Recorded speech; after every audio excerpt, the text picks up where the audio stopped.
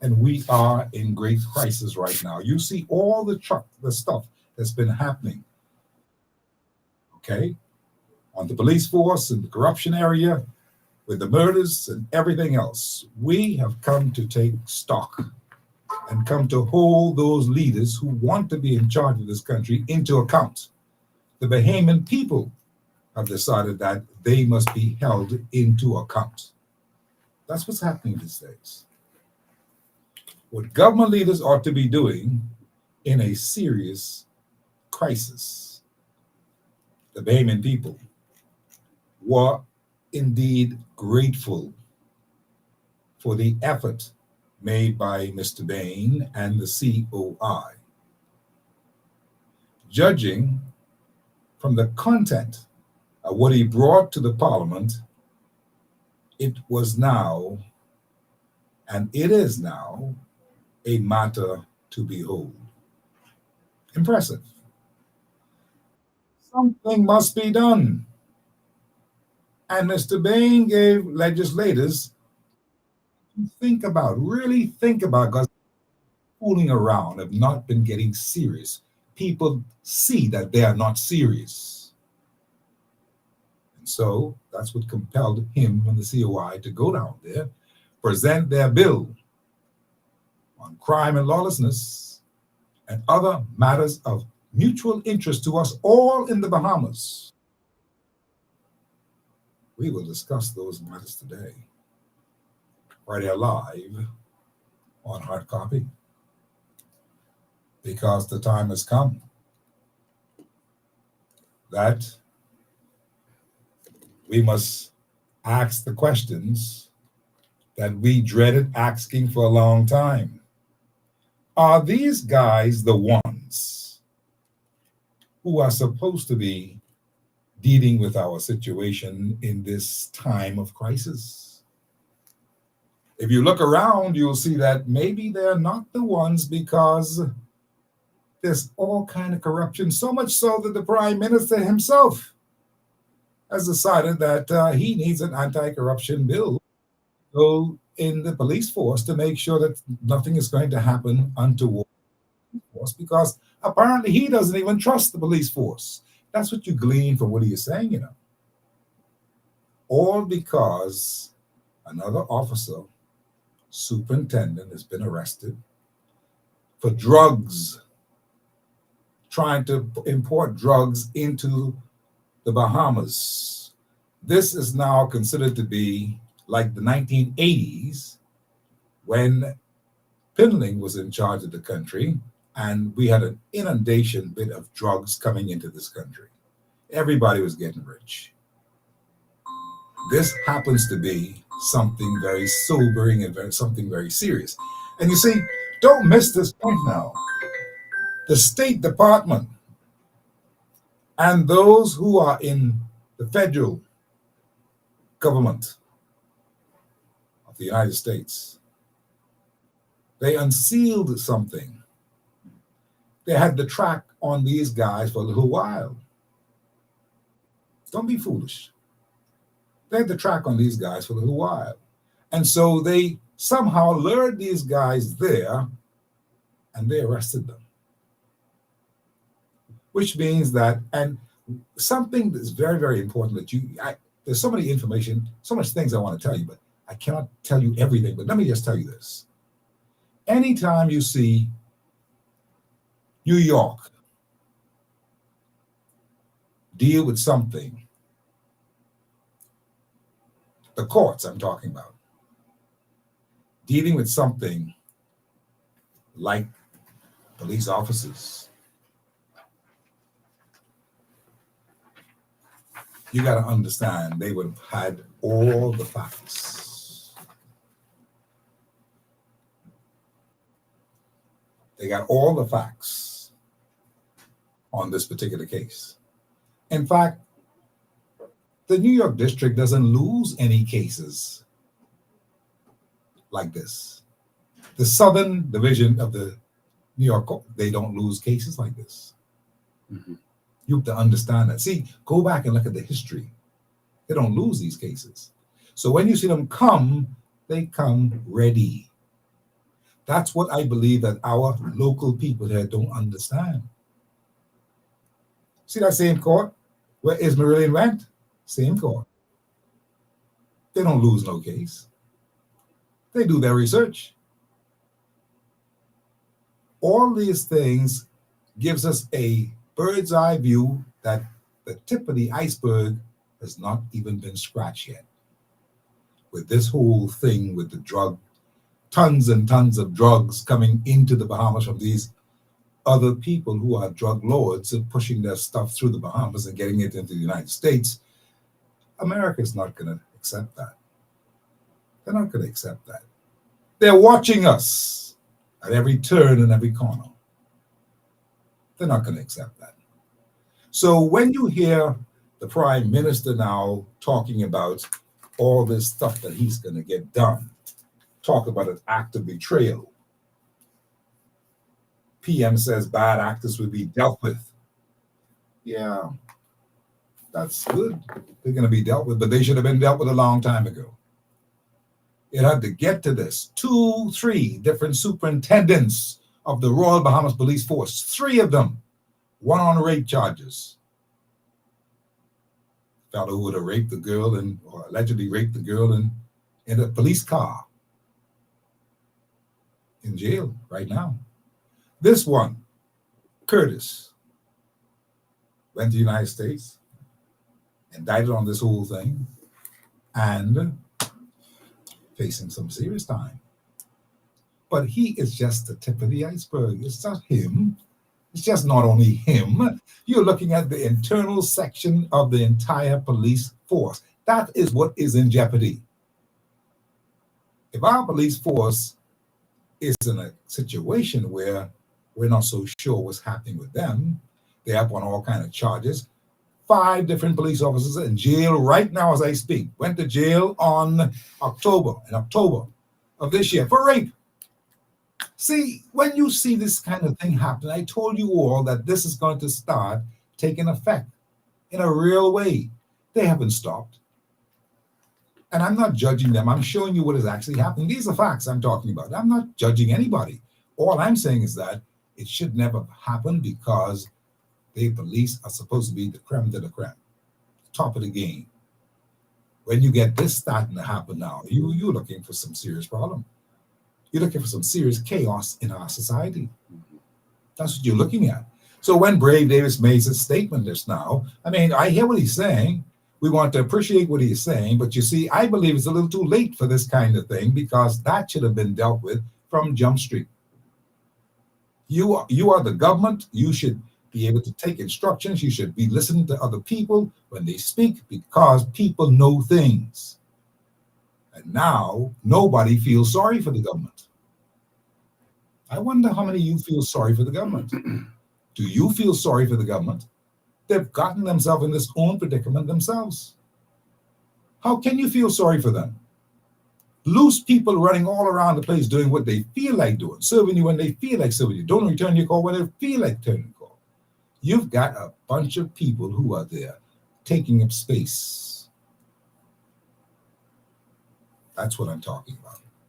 So this is an all-in-one rollout of what's actually happening right now. And so when you saw a person like a Lincoln Bain went downtown to Rawson Square, taking with him this whole statement, a document, this is what should happen in a country that's in crisis like this. They didn't even have the sense to even accept and understand that this man means business. He's for country. I'm for country. Who is not for country? Well, go to the back of the line if you're not for country. This is our country, and we must run this country well. It cannot be that we are just going to let things go slip by and slip by and slip by with no accountability. See, these things catch up with you. That's what is actually happening.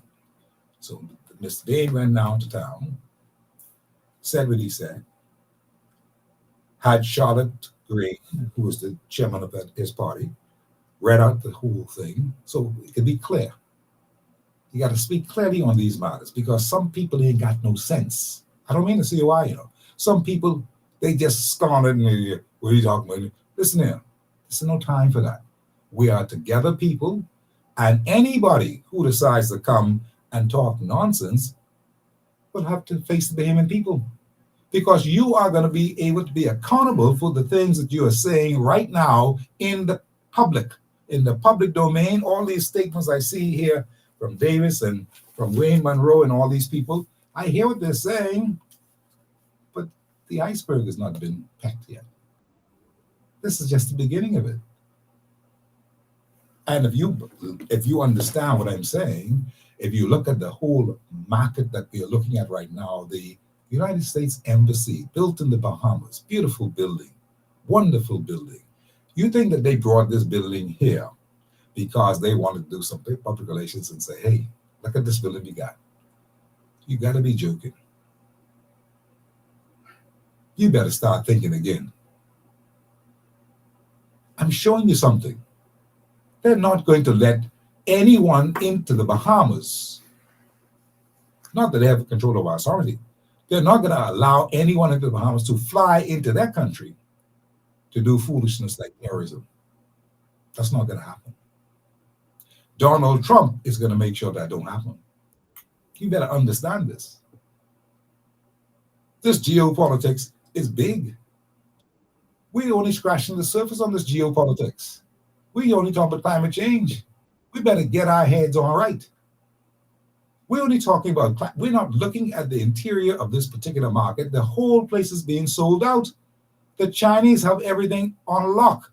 The Haitians have everything on lock. You believe that the United States are very impressed with this? Huh? We're supposed to have a big-time relationship with the United States, you know. But our government seems to be rowing them over here, rowing them over there. We need to get on one accord. We need the United States. Get that in your heads. We need them. And unfortunately, some people had to go down there to the parliament and just say what they have to say because they know the welfare of the country is at risk. It took Lincoln Bain to go down there and be bold enough to do that. You know, how many of you will do it? How many of you would have done that? None of you would have done it.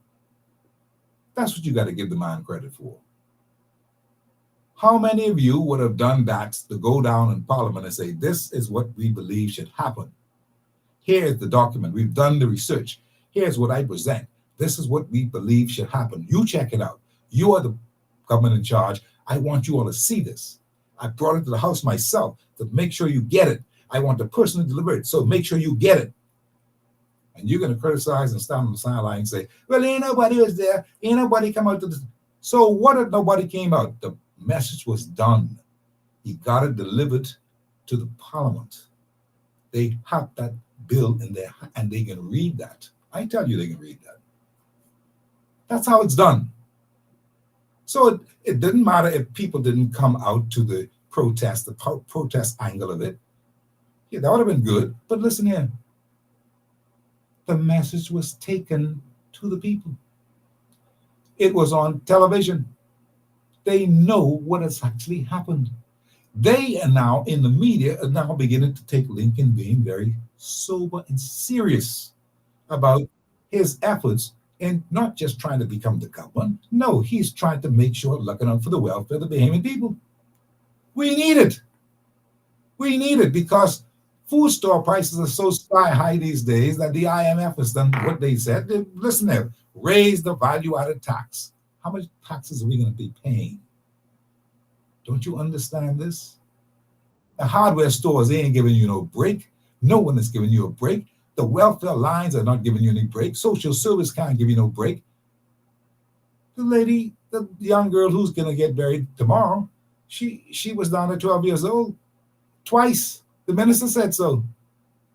Mazda Rhoda said she was down there twice. Nothing happened for her. Like nothing is happening for many people who can't see their way out.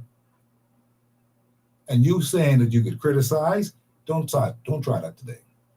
You want to be able to understand the magnitude of what has actually happened here. A fellow who is not in Parliament went there to the Parliament, gave them this bill, say this is what you should be looking at and going by. There's nothing wrong with that.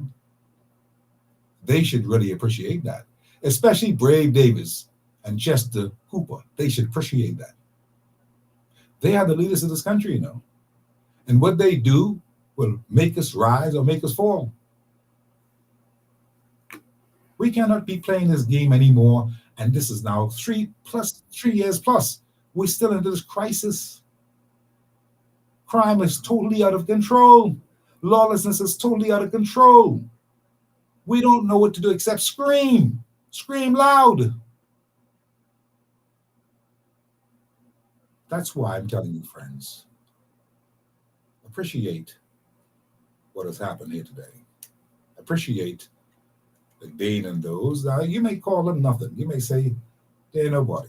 You may say all the nasty things. That's okay. They're not emotional. It should not be about you showing off your emotions about anything. The point is this: man make point, man make clear point. Government should do clear point what man made.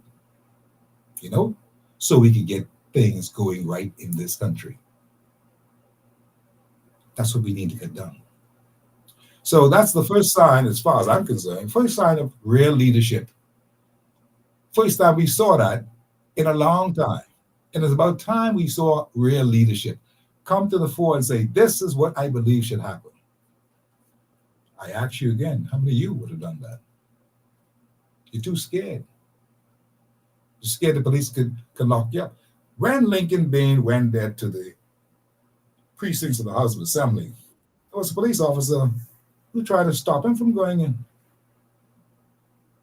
I want you to understand that. He's a Bahamian. He's free to go in there anytime. But this police officer recognizing him and decided he wasn't going there. Could you imagine that? In the face of all the nonsense that they've been doing, he would try to stop him. Whoever he is, I couldn't care less who he is. The point is this: you can't even stop a man from going into the House of Assembly because he is entitled. Any Bahamian could go into the House of Assembly once he's well dressed and presented. And Lincoln was always well dressed. I'm showing you something. They did not want to deal with this whole matter. So much so that when he presented this thing, the speaker decided that, well, not the speaker, but Pia Glover, she decided that they're not going to deal with this. She called for an adjournment. You can't duck and hide, my friends. The people gonna get you. You can't duck and hide. Face the issue. She's the member for Energy, which she is, member of something. Public service. She decided that she called for an adjournment. They don't want to discuss that.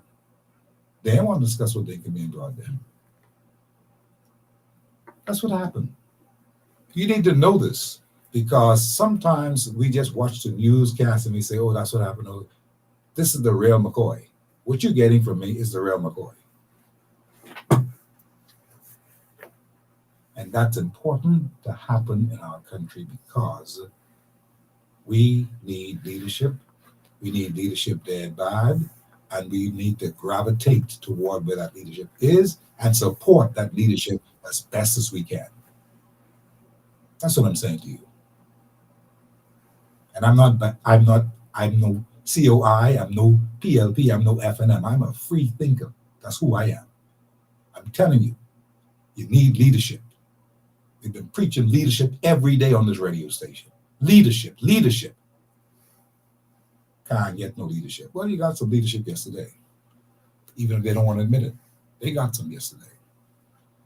And with me today on the show, at 39 minutes past the hour, Lincoln Bain. My dear friend, good afternoon. How are you, sir? Good afternoon, my brother. How are you doing? I'm in good shape. Awesome, man. Awesome. Well, listen, I've got to ask you, what's going on? I mean, you did what you did yesterday, and I know you've been getting all kinds of calls, very, very positive calls. I mean, people saw you as a person who is serious about this whole thing. I think that they're getting the message now, because at the end of the day, People want to see proper leadership and they want to see things put in perspective and they want to see this whole problem resolved. This corruption, this all this nonsense that we've been dealing with in this country for the last 5 years, whatever it is. We've been dealing with some stuff. Yeah. And we've got to get this thing correct. What are your thoughts on the whole matter? What we've been dealing with is leadership that has been serving themselves and a few small people who finance political parties in this country. And I think Bahamians are now starting to wake up to realize that we need something different. And whatever has been happening has not been working. It's not just criticism. It's an observation. It's a reality. If you're going to go 51 years and still be talking about basic needs like water and electricity, there's a problem, Steve. Mhm. If you're going to go 50 years and you've not built one hospital, not one, the UBP that you criticize so much built the only hospital that was built by government in this country. Seriously, ambulances and the family islands not working and having nothing that works properly. I mean, how long? How long are we going to put up with this? But I think that the Bain people are waking up and they're realizing what's going on, and there's a shift in the air. And so, when this government came to power, we expected some things. We expected this was a chance for them to go and do good. All of us. But all of us did. And we want them to do good because, Steve, if they don't do good, we're doing bad. Absolutely. And so we really want them to do good, Mhm. but they're not. And the country is falling apart. And I think everyone is starting to see it. Indeed, that is correct. I made some statements, even on your show and on my lives and on other shows, where I said that the reason for the crime is because of the involvement of politicians. I've been saying that. Yes, you did say that to me. I said it before election. I was concerned about what was going to happen in terms of crime, and I'm saying it now. Again, it's because of the involvement of politicians. And I don't even mean just from one side, because of the involvement of politicians. Understood. All right. And so that's the major problem. Now it's coming to light. Now we have documentary evidence. And look where that had to come from, the US. United States. Remember when we did those documentaries about the natural resources and stuff? Yes. We had to get some of our documents from the United States, out of the country. Couldn't get it here. All right? And from people from the United States. Couldn't get it here. So in the same light, they suppress information in this country and they keep us dumbed down so that we don't know what's going on. And so it's amazing that a whistleblower in the United States had to reveal the Michael Johnson tapes. Yes. It's amazing that now this scandal is now exposed by the United States and their investigations. And this is why I called for the resignation of the Commissioner of Police. When it shouldn't only be him, it should also be Wayne Monroe, etc. But the Commissioner of Police is responsible for intelligence in this country. You mean to tell me all this was going on at our international airport? My Lord. With the police plane? My Lord. With the police plane? Yes, and y'all didn't have, well, allegedly with the police plane, right? But y'all didn't have the intelligence to know what was going on. Y'all couldn't figure this out, and 3 years later, My Lord. y'all couldn't see that something was wrong. Y'all wasn't watching. You wasn't watching your staff. And so if that's the case, you got to go. I understand the situation. I know Brave travels a lot. The Commissioner of Police is incompetent, and also the Deputy Commissioner of Police is incompetent as to what we need in this day and time. They might have done well in the 80s or in the 70s, but in this day and time, I think that they're not suited or qualified. That's my opinion.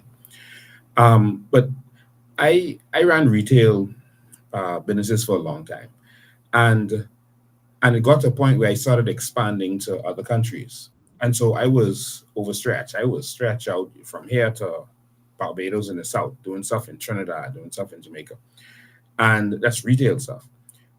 And it got to the point where it was hard to manage everything from all over the place. And so now you have a government that travels so much, so they're not managing what's happening in the Bahamas. And so Tell us about it. my Bahamas business started to suffer, and I had to start say, okay, I got to stay focused and focus on the Bahamas business. And then I started to get into activism, and I was all over the place. Instead of being to work managing, I was all over the place, focusing on everything else, and everyone else's issue, and wasn't focusing. So what started to happen? You started to have some stealing, some staff doing some things, some managers doing some things, some stuff going awry because the leadership isn't there to keep them in check. Exactly. You see? There's no leadership. Yeah, this real example. And so I had to make a decision. Are you gonna keep, doing this, or you will focus on this? And that's the decision that Brave Davis has to make now too. Are you gonna now focus on this government, or are you gonna keep traveling around talking about climate change? All right. And the commissioner of police needs to be fired, and every leader has a job. If you have a manager who's not operating properly, not giving you results, it's not personal. Walking tickets. All you're looking for is results, and that's all leadership should be looking for in this country. And we're looking for results. All right, and we need strong leadership at this time, Steve, to bring this country back. And so if you're not bringing the results that we need as a commissioner of police, step down. It's not personal. Just step down for the sake of the country that you have to live in. If you are not bringing the results that we need, you should want to step down, because you and your children and your family have to live here too. You understand? And so that's all we want from them. And that takes us to what everyone has been calling me about all day, this interaction with Michael Pintard. I want to clear the air on this and make it clear. What did that happen? What really happened? It was interesting. It was interesting. We went to the House of Assembly to do what we were doing on the outside. We went inside with invitation by the speaker. We went inside after we presented our bill and our referendum. And we sat in there. When we came in, they were arguing, and they talk about respect and doing things properly in this. But when we came in, Michael Pintard was shouting over the Prime Minister and shouting and the normal kind of childish stuff that he does in the House of Assembly. And but eventually it came to where it needed to come. I didn't like everything that they were doing to him, but it was a bunch of childish shouting back and forth. And so I waited to hear what the Prime Minister had to say. I listened to him carefully, respectfully. And the Prime Minister said a lot of nothing. I wasn't impressed. And he said one thing that disturbed me when he started trying to defend based on how it was worded. He started to make it seem like there was no evidence that the money actually changed hand based on what it says here. All right? It just said that there was an exchange, but there's no proof that it was exchanged. It's like, why are you becoming a defense lawyer in the House of Assembly cannot help it. as the Prime Minister? You're supposed to be representing us, not that document or any allegation in that document, not any member of Parliament. You're supposed to be protecting the integrity of this country. And so that's the main thing that bothered me with that. Because if he just come and said, listen, man, something bad happened, bad apples, chips fall where they may, we're gonna get to the bottom of this. Okay, cool. We expect that. But then to go and defend, I had a problem with that. But in any event, after he finished, Michael Pintard was standing up because he expected to speak next. He was standing up and he, I guess, started to speak. And so the Speaker of the House said, hold on, for such and such reason, I'm going to let Pia Glover finish. Michael just stood there like a deer caught in the headlights. And Pia Glover said, I'm calling for the suspension of the House until December 4th. Michael just stood there. And Lord, what is this? Go ahead. And so the House was suspended. When I saw that happen, I jumped up. Michael was like, he was a deer in the headlight. I jumped up, and I started to raise hell on their behalf in the House of Assembly. I started to say, you can't do that to the opposition. The opposition represents us. I told him that you all are out of order. And I started to speak up for Michael in the House, Oh, in the house yes. while it was going on. In the precincts of the house. Yes, I started to speak up for him. I started to defend the opposition, not him as a person, but the The opposition, seat that yeah. he sits in Yes, because yes. he's representing us, Yeah.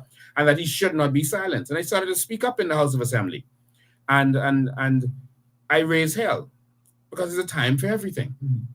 And we left. We walked out, me and other persons who were in our contingent, and we walked out.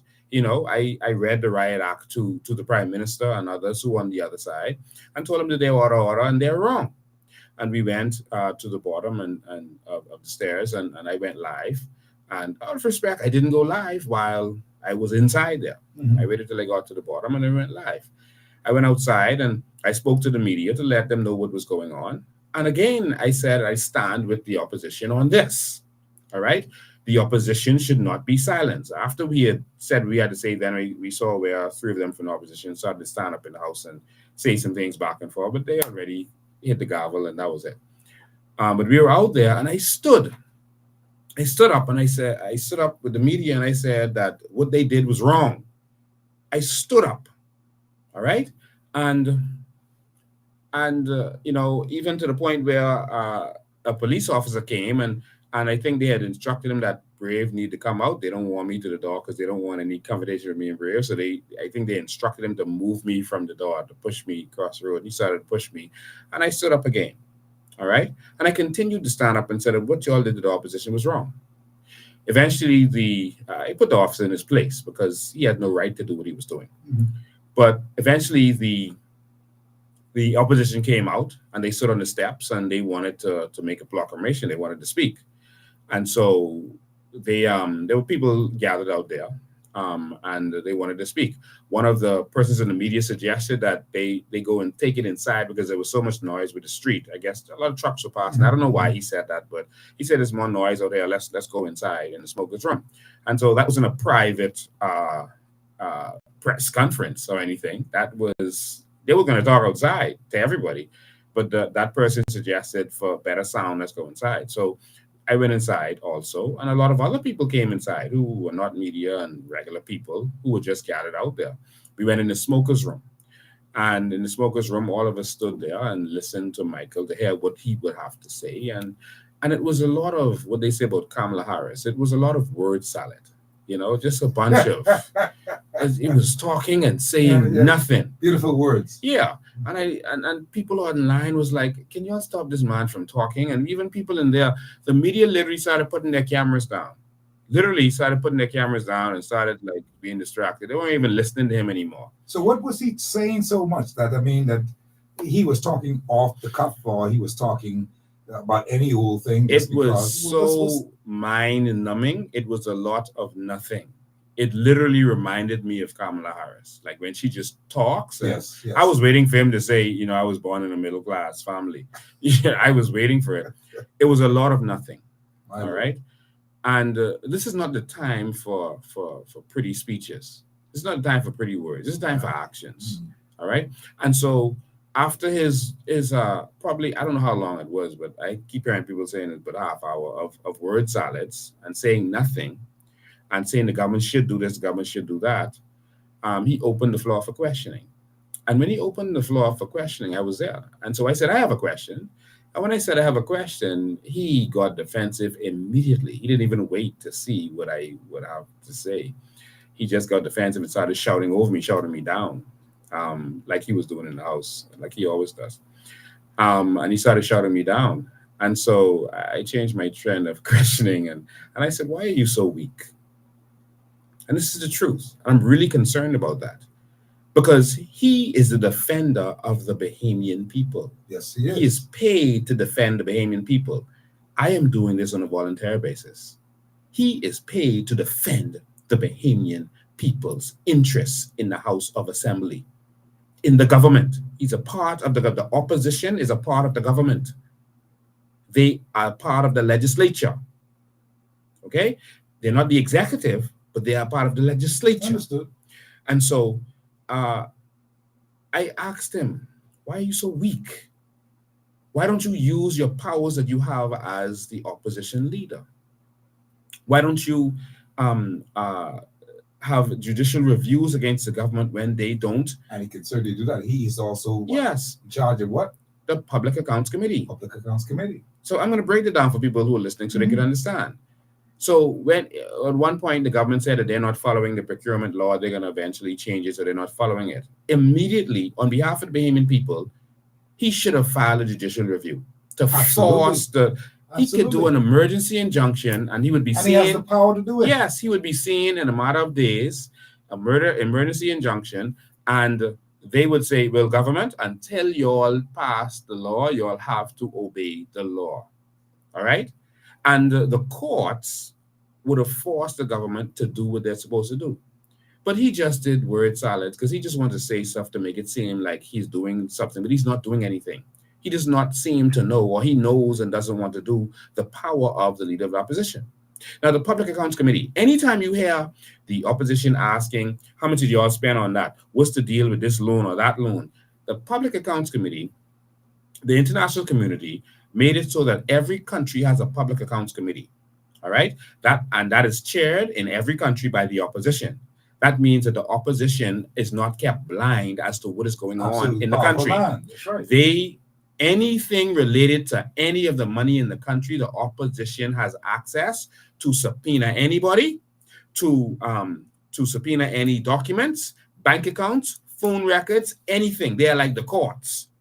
So when you see in America, you see the Senate call people in and bring them before them. They'll bring Mark Zuckerberg from Facebook and make him sit in front of them and make him answer. If he don't come, he's locked up, and make him answer.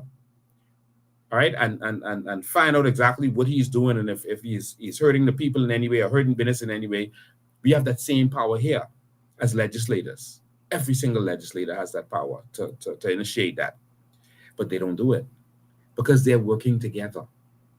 You understand? And so recently he asked about the debt for nature swap. Yes. He asked about that. He asked about the details. If you want to know the details, use your power as the PAC, subpoena them. After we had criticized him before about not using the power of the PAC, he actually did do something with the PAC, and he told them to come, and he summons them to come, and they didn't come. They instructed not to come. And then he's like, he went to the meeting and said, but they didn't come. Someone tell them not to come. Okay, then you go before the courts, and you make the court force them to come, or they go to jail until they're ready to come. It's simple as that. They don't have the savvy. You have the savvy. I mean, see, that's what the real problem is. You know, we have no follow through on these kinds of things. Yeah. And so, to get back to that exchange, I asked him pertinent questions about the PAC, et cetera, real questions about, public life. Yeah. Mm-hmm. And then he decided to get petty and personal as a leader in this country that we're paying, which I said to him we're paying you. All right. We need you to stand up for the people. That's all I'm asking him to do. I'm not insulting him. I'm not offending him. I'm telling him to stand up for the people.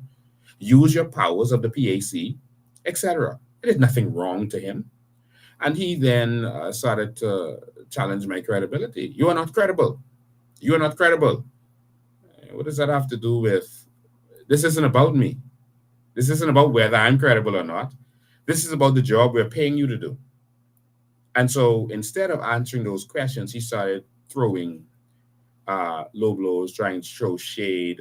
Eventually started to say that I'm a charlatan, some other thing he was calling me, etc. And so I mentioned the Togi and Bobo situation. And the reason I mentioned that's not throwing shade. It's because that's his public record. Yeah, publicly. He was a senator. Mm-hmm. I'm not talking about any private relationship, private business, or anything about his personal life, I'm talking about his actions as a public servant, being paid by me and you. All right? Togi and Bobo, he was a senator being paid by us. And he was the chairman of the FNM, which is a leadership position constitutionally in this country. And so if you were caught up in something like that, that's your public record. All right? Indeed it is. That's your public record. Now, his personal record, I don't care about anyone's personal record, but I care about your public record. And that's why I addressed him on the Togi and Bobo matter, which he still needs to answer for. Now, his answer to that is that he told the PLP to have a commission of inquiry on it, but don't just investigate him, investigate them too. So, in other words, you all do dirt with these people too, and so if you hurt me, you hurt yourself. That's his answer to it. So if y'all, I call a commission of inquiry then, but just know that y'all investigate yourself too.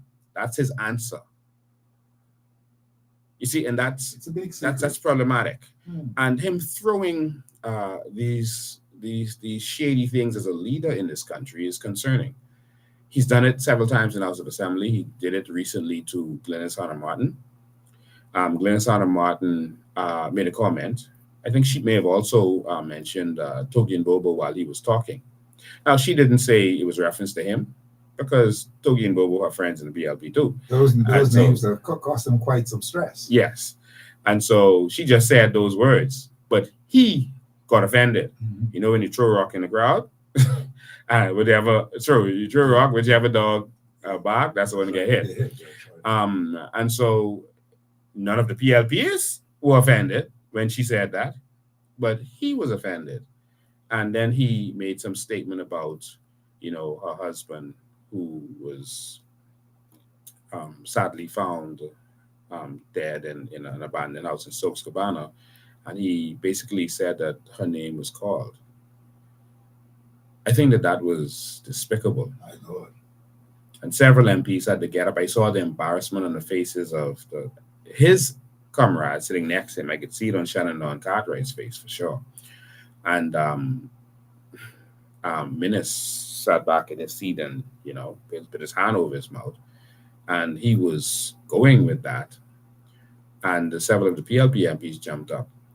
Why is that your response to attack with a low blow? That was disgraceful. That's his nature. That's the woman's dead husband. Yeah. That's disgraceful for a man who wants to lead this country. That's disgraceful. And that was shameful. All right. And so leaders in the Progressive Party had to and force him to withdraw. And even in withdrawal, he said, well, y'all were saying stuff but me. He started to talk like a child. If you go back and look at the clip, I'm going to release it on Sunday. But if you go back and look at the clip, he started to, y'all talk but me, so I should have a right. Not only y'all have families, because someone said... What are we dealing with Parliament? Do we have a gong show going on in Parliament? I mean, really. I mean, we need to get some things done. We need things that real can leadership. People. I mean, what is going on? Loftus Roker said before he died that the problem is we don't have real leadership. And I'll address Michael Pintard because a lot of people had questions about that, whether I was disrespectful. And because what happened, there was clips going out, so they only saw the clip. They only saw the back and forth, which is, I don't know why they always do that. Maybe it's the most interesting part, so they're always going to do that. But they didn't show that. I was there standing up respectfully listening to him talk, the whole time. I wanted to ask him a question. He immediately started shouting me down. All right. And so I still asked him the pertinent questions until he started being insulting and talking about who is qualified. How does someone need to be qualified to ask a question, Steve? What's the qualification as a Bahamian? No qualification. What's the qualification? You can ask any dumb question you want. Yeah, for a Bahamian, someone, a public servant who's working for him. Yes. What's the qualification? I don't know. So I have to be like close to Jesus to ask you to do your job. Mm-hmm. I have to be saved and sanctified and you filled. Gotta say a couple of Hail Marys and Our Fathers. Yeah. And so his answer was totally ridiculous. He started to say that he's never been to court. I think he was trying to refer to me because I had a court matter in business where someone invested in the company and the company burned down and they said I should have to pay them back personally. That's fine. That's what the courts are for. Mm-hmm. And my thing is, every businessman has court matters.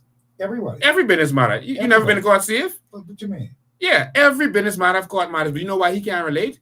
Because he never do business. He's never really done business. Understood. He's never even really had a job. This man is in his 60s and has no real life or career other than a poetry book that he did. All right, some time ago in 1995. That's it. And some plays that he did. No real career. Nothing to show. So if you go, and I'm going to challenge everyone on here to go on on the F&M's website. We're talking about qualified, right? Yeah. Because if some F&M could tell me what qualifies him, since he wants to go there, it's a good question because he wants to be prime minister. All right, let's have this question about qualifications. What have you done, Michael Pintard, except some plays? What have you done? If you go to the F&M's website, you will find it very interesting because on the F&M website, that's fnmbahamas.org, go there, and look to see what information they have about the leader of the F&M and his career, his qualifications, none. You can go to the PLP F&M website and you can find qualifications. You can go to the COI website and you can find qualifications, a backstory, and stuff that I've done. You can find nothing on this man and what he has done. Isn't that interesting, Steve? It is very, very interesting. I'm for those who are watching this online. Kisses go by favor. Online, I just thought that you should see this. If you look all through this website, if you look all through it, you're going to see that there's nothing to say that this is the leader, this is what he has done, this is what makes him a good leader. Nothing. I'm sharing it on social media now. They have, if you look, you'll see the party. You will see, what is this? Leadership. So he should be under there, right? That's the leader. So you think he'll be under there? So let's click on leadership, Steve. When you click on leadership, let's have Cecil Wallace Whitfield, the history of the party, period of turmoil, period of unification, nothing. They must be put that up yet, eh? Nothing. Leadership.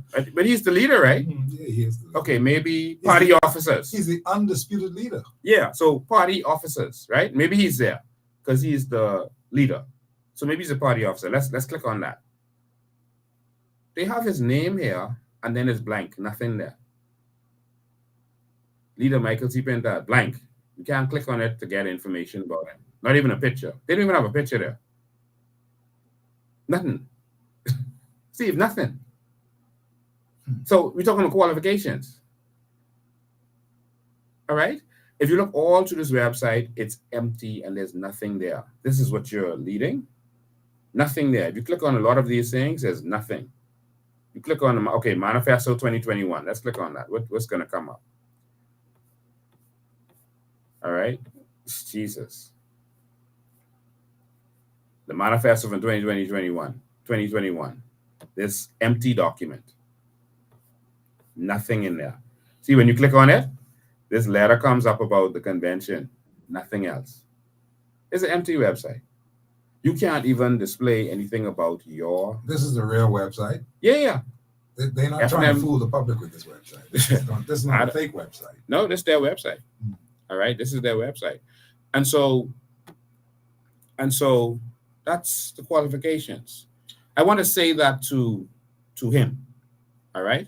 I want to say that to him today. Not that I want to go back and forth with him, but I just want him to know that you want to know that you're on to him. Yeah. That you gotta he's prove yourself. He's empty like Kamala Harris. Empty. All right? And we can see why he's not able to function in these roles because I don't think he's ever really had a leadership role. What has he ever been a leader of? Again, what has he done, Steve? That's the trouble with the entire Bahamas. We want to be in politics, we want to be in leadership, but we don't have the qualifications. We've not seen anybody who came through sports and developed as a good athlete and developed as a this and developed as that, a president of something, a president of the union.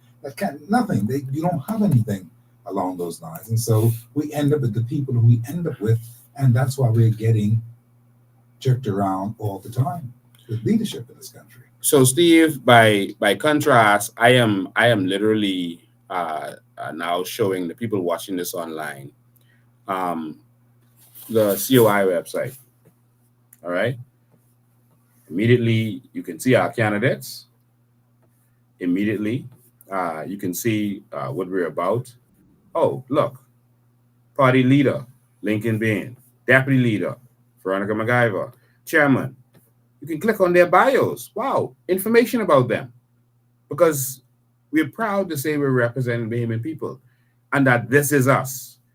Look at it, Steve. Here,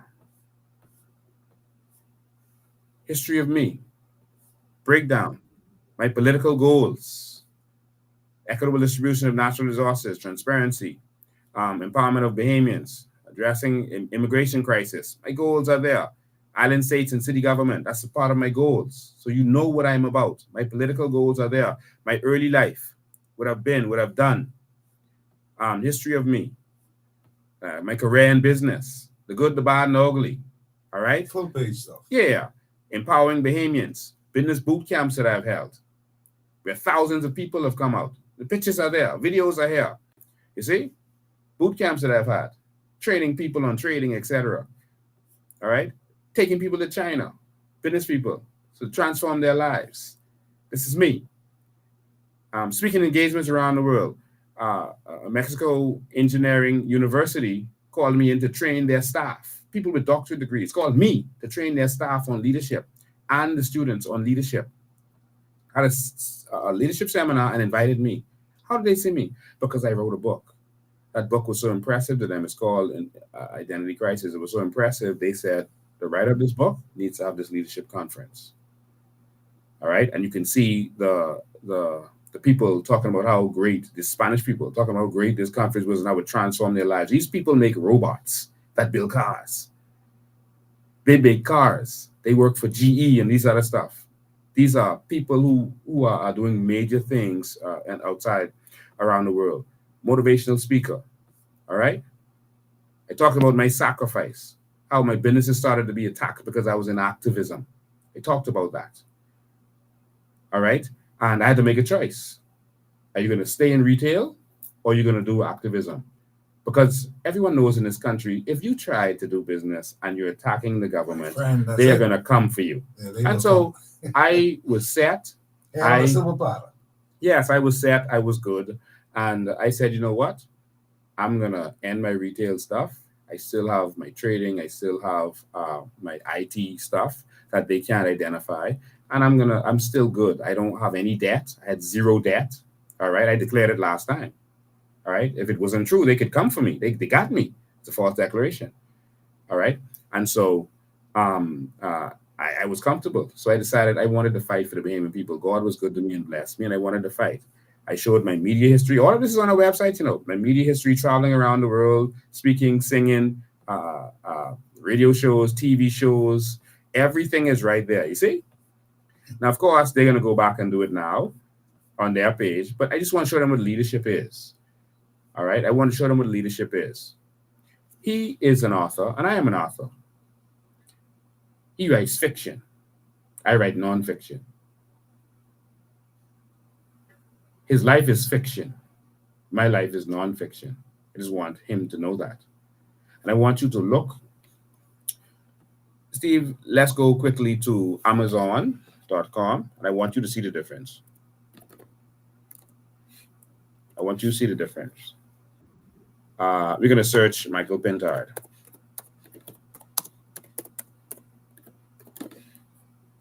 This is the actor the F&M is putting there. Oh, see his book still standing. Nice, right? Okay, let's click on that. Let's see something. Let's click on that. Not one review.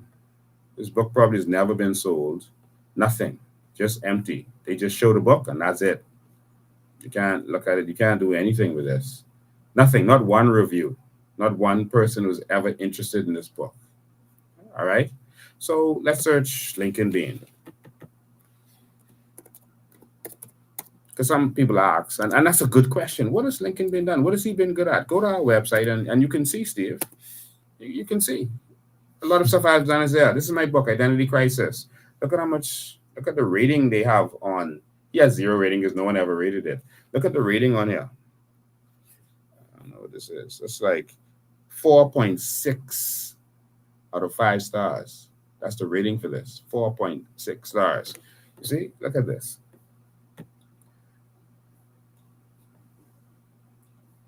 You can see that Lincoln is taking us through and making comparisons with himself as a leader of the COI and that of Michael Pintard, the leader of the Royal Opposition now. in the Bahamas. Look at the difference. You can see that people are buying this book.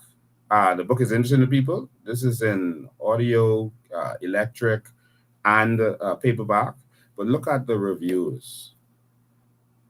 This book was suggested to me by. They can go and look at it themselves. I won't read all of that. But some people are saying this is the best book they've ever read. This book blew them away, etc., etc. So what have I been good at? I've been a successful author, and this book still sells. And I make money from this every month. The money goes straight to my bank account, and some of it comes by check every month. And this sustains me. All right? And so I don't have to work for anybody. I'm a landlord also. And so my life is secure. I want every Bahamian to be able to have the opportunity that I have, to not have stress or to worry, etc., etc. All right? Pintard, if he loses his job as leader of the opposition, has nothing. All right? And I'm speaking to you, Pintard, because I know you're listening. He has nothing. And so that's, yeah. And so I just wanted him to know that Understood. I take this country seriously. He made another statement about me being paid for activism. That don't work like that in this country. He thinks because that's activism. Yeah. Boy, He they thinks try to run from you. Yeah. But activism. No, that's what he did with Save the Base. I see. And so he thinks that I see. everyone else is like that. I see. All right. That's what he did. And so I'll leave that like that. Yeah. All right. But listen, all these things that you've done to me, showed me today, it's been quite interesting. You know, I find it to be very, very interesting for the most part because, you know, I keep saying to Mr. Pintard that you've got to come and be a part of talk radio. You've got to get yourself exposed out there. You've got to show people that you mean business and you are all about business and you're all about leadership. But you see, I got to thinking that if a man is not able to show that he's all about leadership, it means that he's not very, very committed to that. Because if he was committed to it, it would be no problem at all for him to come here and sit with me because I'm a friend of everybody. I like everybody. So I will make him feel at home. He's been on my show several times before, not in recent times, but I'm saying that you got to come and so people could know who you really are and why they should even be putting any faith in you. See, to make these little statements that he's been making about the thing about people getting hung and that kind, these are good statements. And I carry them on the news. But I'm saying you've got to do more than that. People have got to see you, that you got to be a one and a part and parcel of who the people are. You're not doing that.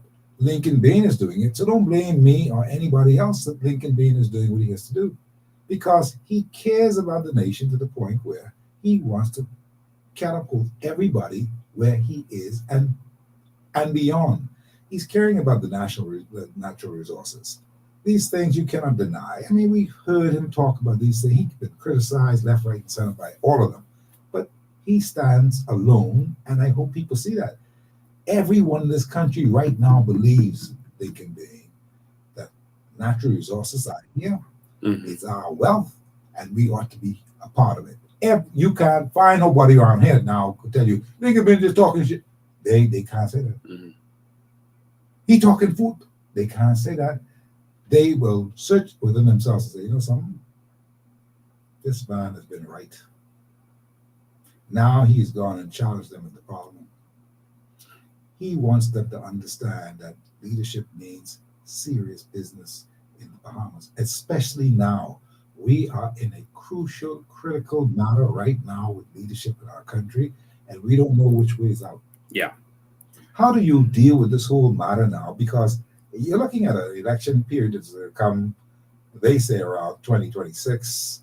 Somebody teased me today and said, look here, election may come in 2027 and not 2026. I say, why? I said, because Brave, we need extra time to get his act together. Mm-hmm. That was a joke. But the point what I'm making is that I was saying to the person, man, We talking about Brave going to be able to come and do the election in 2025 this year, next year. Yeah. I said 2025 will give them the same situation that Hubert Alexander Menace was in, and he called it 4 years within the time period before the 5 year period came up. I said, now, I don't know if that's going to happen anymore. So the fellow said to me, lucky at Brave can call it in 2027. He says 2027 will be sufficient time for Brave to try to get some things together. And I said, well, how he can do that? He said, well, he's going to just go and declare a proclamation in Parliament that my brothers and sisters, we just can't do this right now because we ain't ready. I thought it was hilarious. Yeah. The fellow is actually trying to make a point.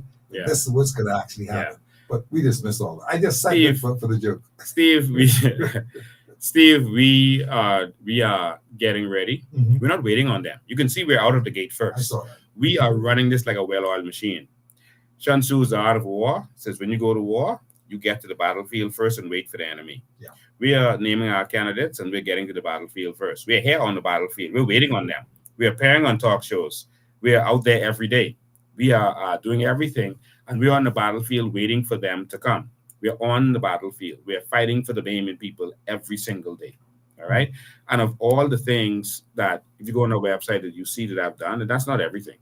If you look at all of those things, the thing I'm most proud of and the thing that I love most is my activism, fighting for other people. You'll never see me fighting for myself. You think they haven't attacked me or that I have any issues with them, haven't had issues with the status quo because of my stance in fighting for the people. Mm-hmm. I've made many powerful enemies, but I'm still standing. You understand? But I don't ever talk about me. I don't ever fight for me. I don't even use my platform for me. I don't use my platform to promote me and what I'm doing. It's not about me. You're very, very confident about where you're going, how you're going to get there, and you've got that timetable in your head. Isn't that right? Yes.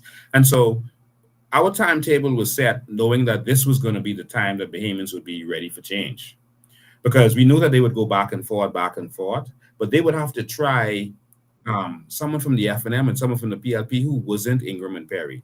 And then they would start to realize that, you know what, all them the same. And they tried Menace, that wasn't Ingram in the FNM. They tried Brave now.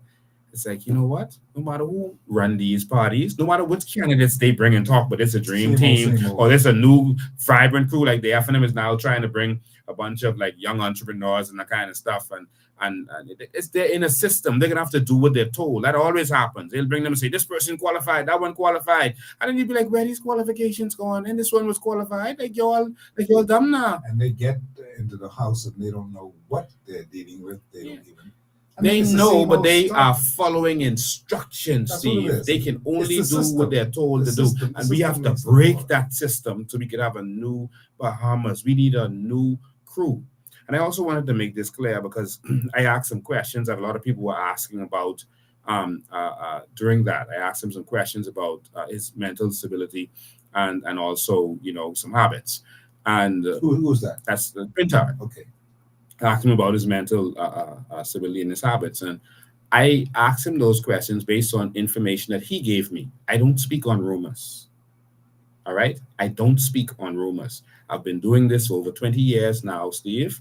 You've seen me. I call names, I call the businesses, etc. And you don't see them locking me up. All right? For no defamation. All right? I speak based on information, sound information I have.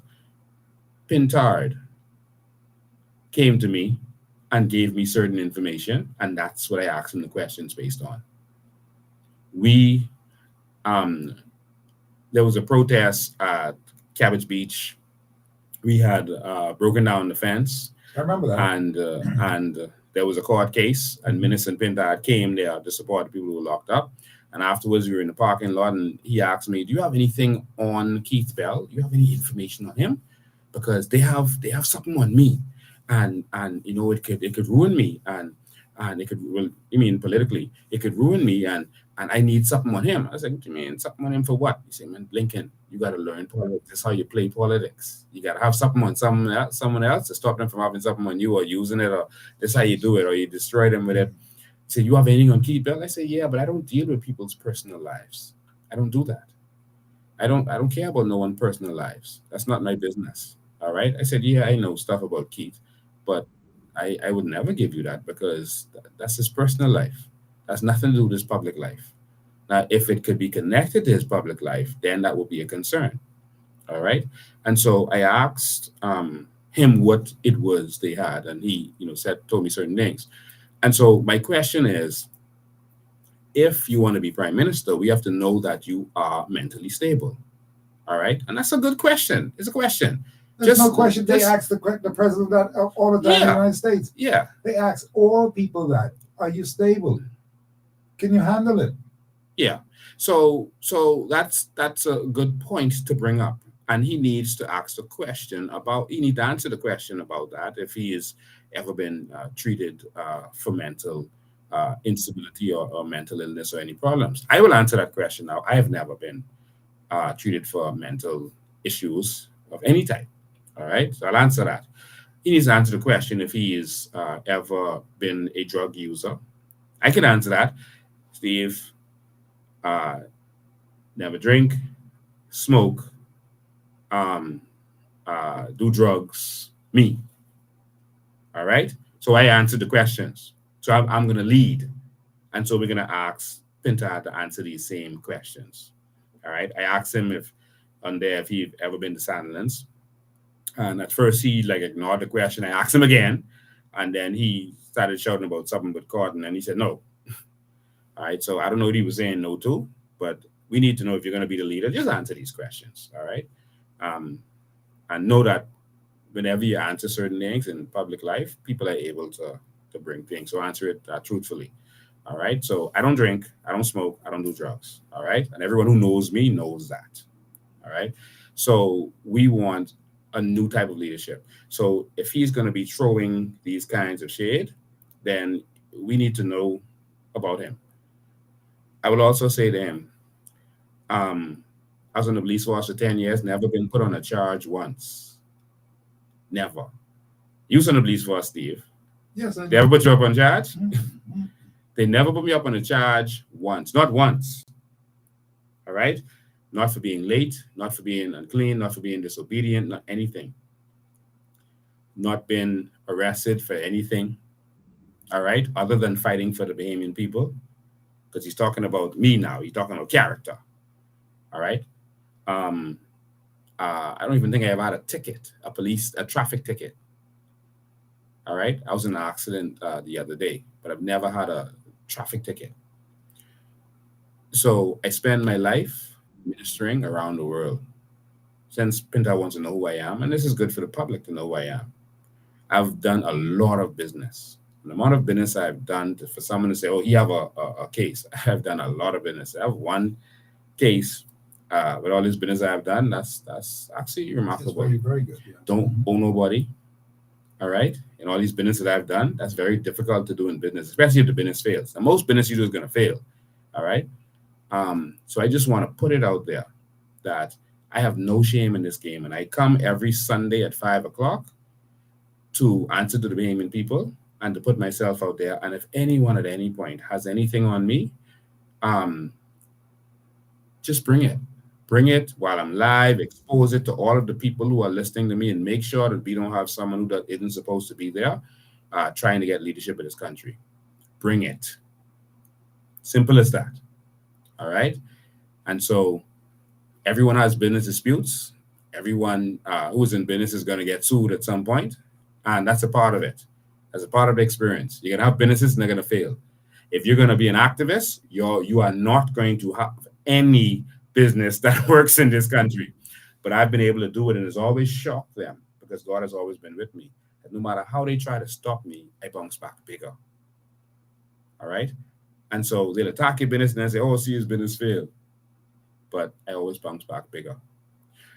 My concern is not about me. I don't promote business. I don't promote what I did. People were shocked that I'm in the IT business because I don't promote it. I don't promote my good work. But you're very, very good at the IT business. Extremely good. Extremely good. I've seen the work. Yeah. And so, but I don't promote it on my platforms, even though my platform is a big platform. I use that as a platform to fight for the Bahamian people and to bring change to this country. That's it. I'm good, I don't wear name brand. I don't wear name brand. You ever see me in name brand? I don't wear name brand. I'm not putting another man on me. I'm not saying anyone else shouldn't do it. I just saying me. I don't wear name brand. All right. I don't wear jewelry. They throw this. They give me this COI ring.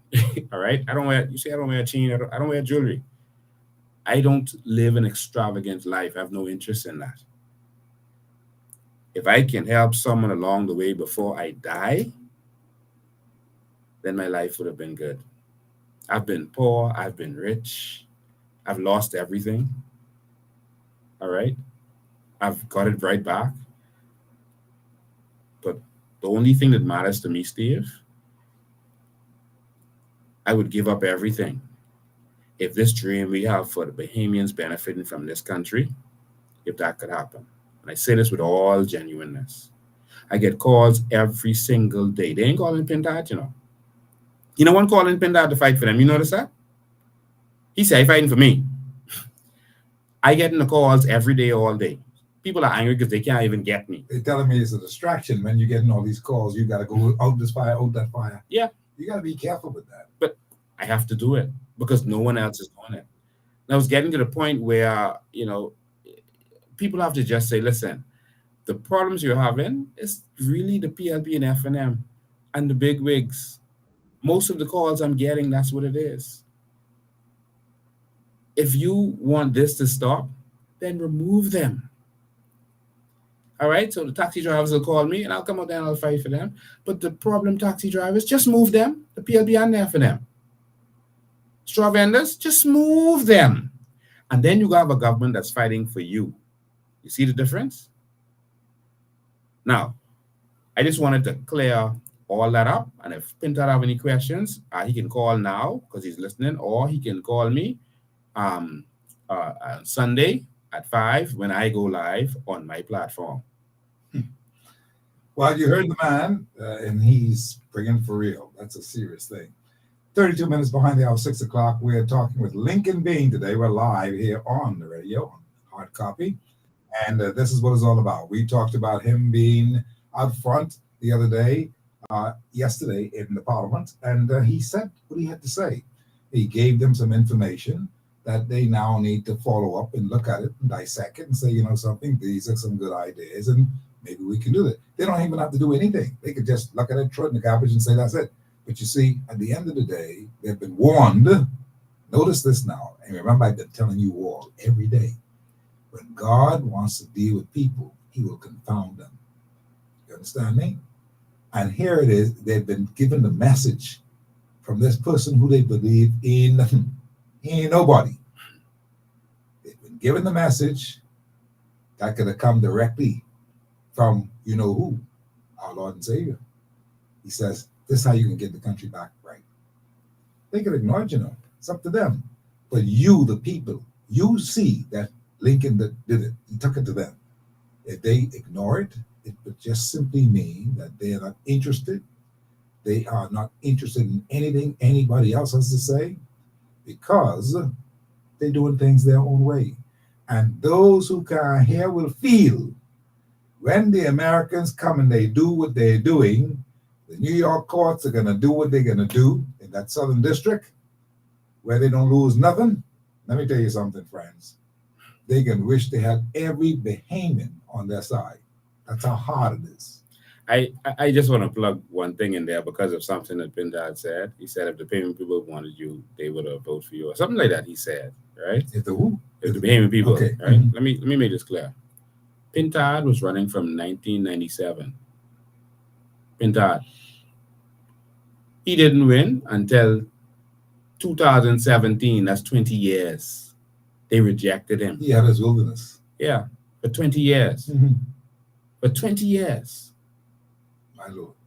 And so for him to make those kind of statements is strange to me. How we could forget so That's very strange. Mm-hmm. And people have their ups and downs. I don't down people, you know, when they're down, because all of us have those peaks and valleys and wildernesses, you know, but I don't want him to ever throw shade at me because I was with him when we went to Cat Island and I told him that during that exchange. And there's a reason I told him that because he couldn't run in Cat Island anymore. There's a reason he couldn't run in Cat Island anymore.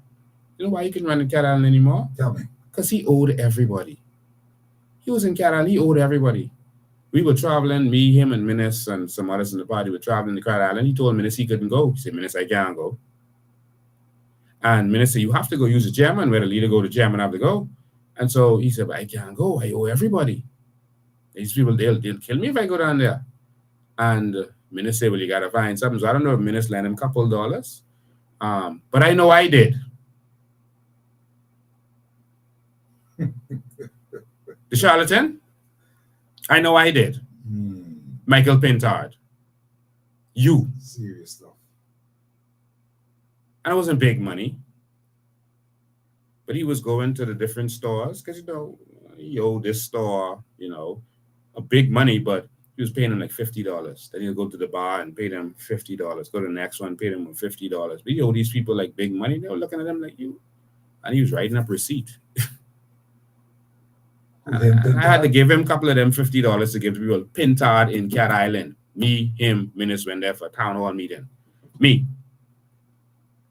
All right. So Pintard, you explain that.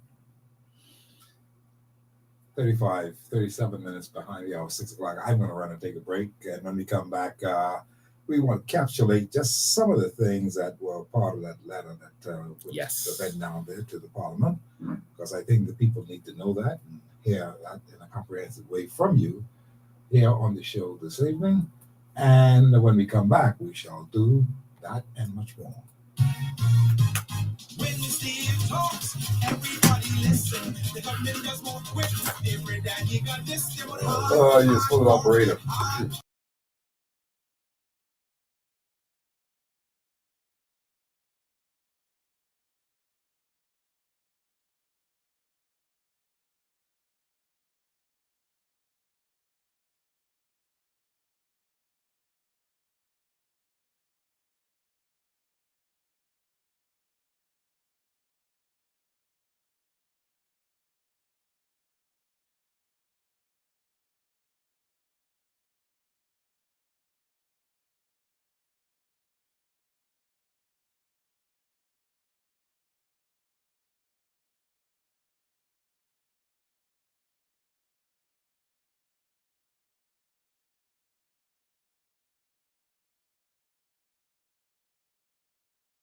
And that's where the problem comes in. So, ladies and gentlemen, we're on a break. We're on a break. We offer a variety of coverage options for cars, SUVs, trucks, scooters, boats, and more. Our comprehensive auto insurance policy. No, I can't get my $550 that Pintard owe me. That didn't statue bar. That statue bar. But he was never able to pay that back, I guess. Visit us on Collins Avenue today. Advantage Insurance, celebrating 20 years. All right, so we're on a break, and as soon as the break is finished, we'll be right The back. most important thing in life is family. And whenever you need reliable advice, you look to the people you know you can trust. At J.S. Johnson Insurance Agents and Brokers, we earn our clients' trust every day. Whether it's home, motor, travel, or commercial insurance, we've got you covered. So for those of you in here, 2100, Pintard challenged me, even challenged me to a debate, so we could debate later. I would love it. Tell him bring it on any topic he wants.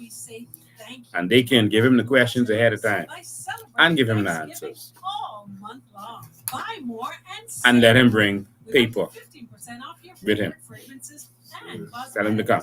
This November, come shop with us and save at any of our 5 convenient locations. So we're in commercial break. We'll be right back.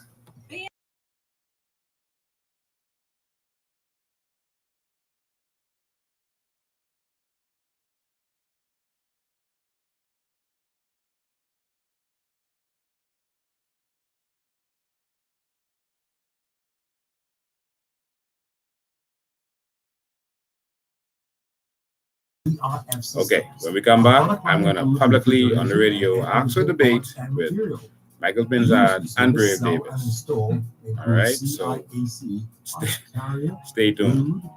Michael C. Pintard and Brave Davis. Let them come debate.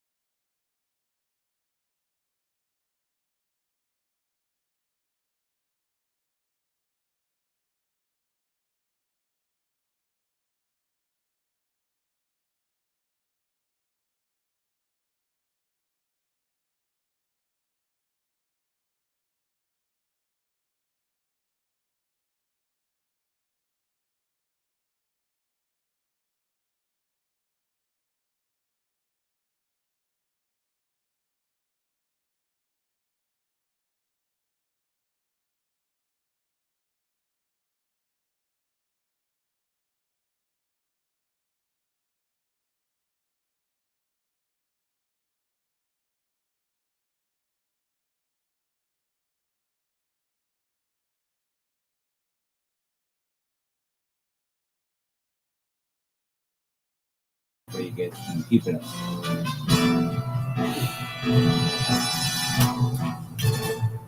When Steve talks, it will listen. When Steve talks, everybody listen. The government does more quick. Every day you got this, they want hot coffee, hot coffee, hot coffee. Hot coffee with Steve Mckinney. Steve means business. You know that for sure. On Mondays through Fridays, Steve will give you the score on hot coffee, hot coffee, hot coffee, hot coffee with Steve Mckinney. Da da da da.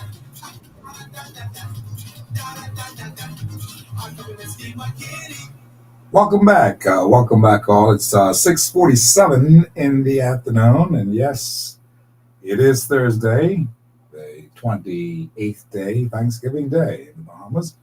And of course, we've got a lot of things to be thankful for. Why, of course, and of course, you see Lincoln Bain is here today to talk about a lot of things that's been happening. He went and approached Parliament, laid down the law on murders, lawlessness, corruption, and rape of the nation's assets. And he was certainly showing the signs that the government leaders ought to be doing at this time of urgent crisis. The Bahamian people were indeed grateful for the effort made by Bain and the COI team yesterday. And judging from the content of what he brought to the Parliament, it was a matter to behold because there was something in there for the government itself and for the opposition forces. And these things must be dealt with because people are now knowing that the government seems to be ruling with a slack hand. That's what it seems to be. They're ruling with a slack hand. And all is not too well in the society today. The rich will tell you that. The poor will tell you that. Mostly the poor will tell you that. And a lot of things are just not what it's supposed to be. We've got too much corruption. We've been saying it for so many times and so many years. It sounds like a boring thing, but the corruption is just a little bit overwhelming. And when you see your police force and everybody else is involved highly in this corruption business, you've got to almost say we are a failed state or we just gonna give up, but we mustn't give up because there's hope and help on the way. And Lincoln Bain provided some of that hope and help. See, you have to judge it with what it is. I talk sense. I cannot be concerned about people who just have a negative attitude toward him because he ain't one of them. And he wants to go contrary, but he's been saying all the right stuff. He's been doing and demonstrating all the right stuff every day. People's been seeing what he's been doing. You cannot hide this man. This man is real. And so as a result of it now, he has done some things that now tells us that these are some things that leadership ought to be looking at and the government ought to be taking in hand some things that he's been saying. Now, he is not the smartest knife in the drawer. He is just the fellow who, in fact, is bold enough to say what needs to be said and timely enough to know that he can go to Parliament and say, these are the things that you ought to be dealing with. That's a serious thing. It's a hell of a thing, because I keep asking you the question every day, well, would you do it? Where are you on this whole matter? We know the country is in dire straits. We know our women are being raped. We know our old women are being raped. We know our young girls as young as 12 years old are being raped. We know that people are being murdered by the dozens in our Bahamas. We don't even know this place anymore. And it's just not enough to say, well, that's the other people doing that. No, sir. These are the Bahamians who are doing it as they have learned from some other people. Yes, they have learned from some other people. But the point is that they have no justice in this town. The people are not used to the kind of justice that we used to know some time ago, when things were correct, when we did the right things. Now the young men are taking the justice into their own hands because they figure they ain't get no justice nowhere, so they just do it their way. That's how the country breaks loose. And we are on the brink of the serious situation like they have in Haiti. You better believe that. If we don't take control right now and capture some things and put some things in order, and if our police force don't get very serious, soberly serious, that they are committed and make that recommitment to do good on the police force, we had it. When they start to do good, when they decide that they're not going to do it anymore, and you see 5 police, this is outside the 3 superintendents who've been locked up. I mean, come on, man. If your police force doing some stuff that is very, very questionable, what you expect us to do? Yeah. That's what I'm saying. So Lincoln Bain is here, and he's been with me today, and so we're going to let him talk some more because we want to find out really the pros and cons as to what actually happened in that parliament the other day when he told us about the argument with Michael Pintard and all that. So you understand that. But let's go more succinctly at what's actually happened here now. What did you tell them? What did you put in that document that they ought to be looking at, taking soberly, and saying that they're going to try to do these things? Now, you can't control what they can do. I know that. But I'm just saying, what are some of those highlight points that you want to enunciate here today on public radio that you told them that they ought to be dealing with? Yeah, so we shared it on social media and on our website. We shared it on social media and our website, the actual information that's in there. But what we did was we actually broke down the analysis of the Maxo Tito case, which is now the problem. And we decided that amending the Constitution would be the best way. There's 2 ways. You can actually define the worst of the worst in your penal code if you want to, and then that would tell you who the worst of the worst is. You don't have to depend on the Privy Council's decision or their definition. But anyone can go and change that, and the Privy Council could just find another parameter because it's kind of vague. But if you put it in the Constitution, then they can't say it's unconstitutional. You see, So the government can make a law. Yes, the Mhm. government can make a law, and then the courts can say that's unconstitutional. Remember, some years ago, Hubert Ingram made a gun law, I know and that. yes, and he 2 said years in jail. And 2 that years kind in of jail and 1 year for each bullet, etc. And the court said that's unconstitutional. You're taking away the power of the court. Exactly. All right, and so they just kept like ignoring it, even though that was a law. They kept ignoring it in the courts because it was unconstitutional. That's right. So Eventually, he had to reverse the law. exactly. And so they can do that if they want to. But if you put it in the Constitution, it's not unconstitutional because it's in the Constitution. That's right. So You see? you need to use the Constitution and put it in there. That's Yes. what you're saying. And so we decided to amend the Constitution in Section 16, which talks about the right to life. And we decided to amend it by adding certain subsections to it. It only has 2 subsections, but we added subsection 3, 4, 5, 6, and 7. All right. And these subsections were to make sure that the Privy Council and no court can go around the mandatory effect of the death penalty, except for if someone was mentally ill at the time of the crime. Right. All right. Not if they get mentally ill afterwards. Mhm. Don't kill someone, get locked up, and go crazy because you get locked up and then say, I crazy, I can't get that. No. You was very Understood. sane when you did the crime, Mhm. so you're going to be executed. And so the reason we put it in the Constitution is because let's say your lawyers didn't do a good job, which sometimes happen, and they didn't bring up your insanity during the court case. This gives another buffer to make sure we don't execute any insane people. That during the deliberations for sentencing, they can also bring it up. Okay. Otherwise, if it's just mandatory, there could be no deliberation for sentencing. You just die. All right, but we just want to make sure that mentally ill people that they have justice. Mhm. Okay, No question. and so that's why we put it in there. And so we added some subsections to it, and subsection 3 says subject to subsection 7, but notwithstanding any other provision of this Constitution or any other law, any person convicted of the offense of murder shall be sentenced to death. So it says shall. In law, when it says shall, I mean it must happen, What's happening? not may. All right. And so shall be sentenced to death. And that's how it works. All right.